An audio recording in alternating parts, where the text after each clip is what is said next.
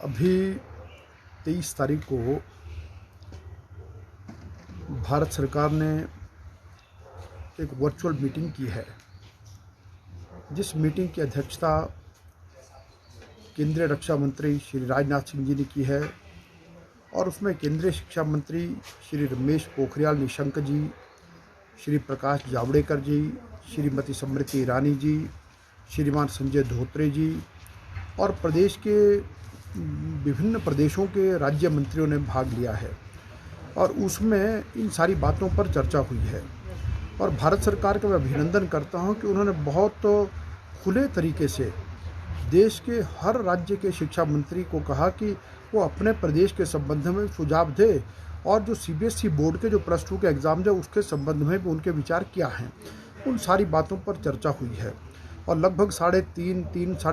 घंटे की बैठक हुई है। और उसमें यह है कि उन्होंने कोई 2 ऑप्शन रखा था। एक ऑप्शन में कहा कि पहले की तरह परीक्षाएं होना, 3 घंटे की परीक्षा का होना और उसके बाद पेपर चेकिंग का होना और ये सब बातें उन्होंने रखी हैं और जिसमें सारा समय लगभग 3 महीने का लगता है। और दूसरे ऑप्शन में उन्होंने कहा कि हम 1.5 घंटे का पेपर करें, 15 दिन पहले करें, 15 दिन का इंटरवल दें, फिर 15 दिन में करें और जिसमें 45 दिन का समय लगेगा। अधिकतर जो देश के जो राज्य हैं उनमें से सभी या अधिकतर लोगों ने ये कहा है कि ये परीक्षाएं बी ऑप्शन के आधार पर होंगी तो ज़्यादा बेहतर है। और इसलिए अब देखते हैं कि भारत सरकार ने लिखित रूप में भी मांगा था और हमने 23 की मीटिंग में भी अपनी बात को रखा है और आज हमने लिखित रूप में भी केंद्र सरकार को भेजा है जो हमारे सुझाव हैं। और उसके अतिरिक्त हिमाचल प्रदेश जो शिक्षा बोर्ड है, जिसमें हमारे पास लगभग 1,02,008 के करीब बच्चे पढ़ते हैं, उन सब बच्चों के परीक्षाएं जो हमने 13 अप्रैल को पहला पेपर किया था जो इंग्लिश का था और वो बहुत सफलतापूर्वक हुआ था और उससे पहले बच्चों के प्रैक्टिकल जो हो चुके थे। और अभी हमने कहा है कि अगर आगामी आने वाले दिनों में कोरोना के मामले कम होते हैं, स्थिति थोड़ा सामान्य होती है,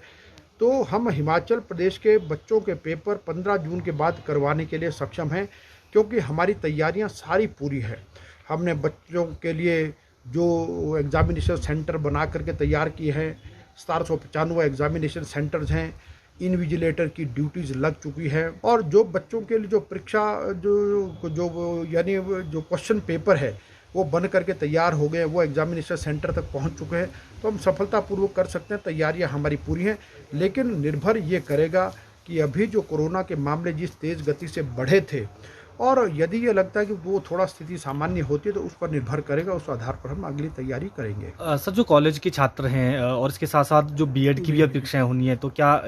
उसके लिए अभी इंतजार किया जाएगा या उसको लेकर भी कोई मंथन शुरू हुआ है? अभी देखिए कि मंथन तो हर एक बात पर चर्चा तो हमारी सब जगह पर चली है, लेकिन फिलहाल अभी देखेंगे 31 मई तक क्या स्थिति रहती है और यदि मामले कम होते हैं और यदि लगता है कि बच्चों के जीवन को खतरा नहीं है तो उसके आधार पर ही हम वो तैयारी कर पाएंगे।